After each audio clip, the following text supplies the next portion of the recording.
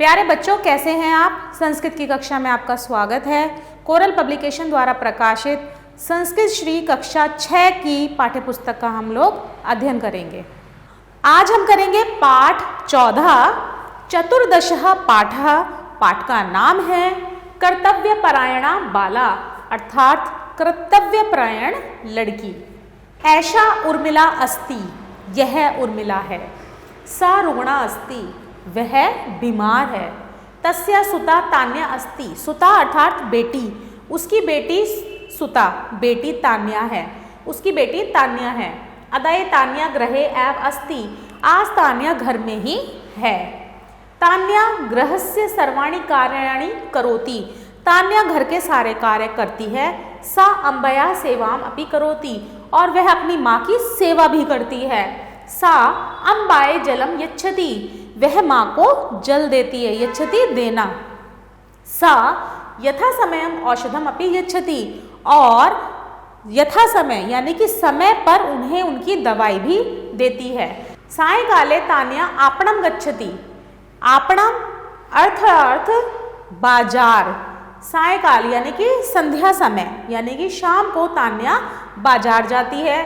ततः शाकानि फलानि च आनयति, ततः और वहाँ से सब्जी और फल लेकर आती है। सा स्वादिष्टम भोजनम पचति, वह स्वादिष्ट भोजन पकाती है। भोजनोपरांते सा अम्बाए फलानि यच्छति, भोजन करने के बाद वह अपनी माँ को फल देती है। तस्या अम्बा प्रसन्ना अस्ति, और उसकी माँ प्रसन्न होती है।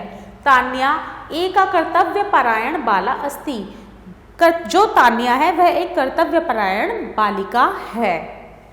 तस्य कर्तव्यपरायणता तस्य रुग्ण माता स्वस्था जातः, उसकी कर्तव्यपरायणता से उसकी माँ स्वस्थ हो जाती है।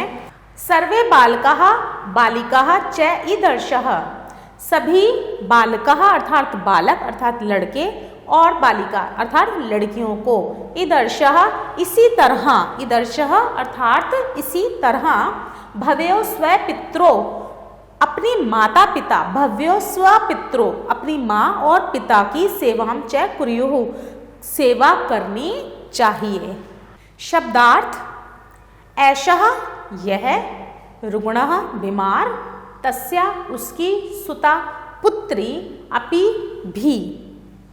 इस पाठ का रचनात्मक कौशल अर्थात अभ्यास आप स्वयं करें। आशा है आपको पाठ समझ में आया होगा। आभार।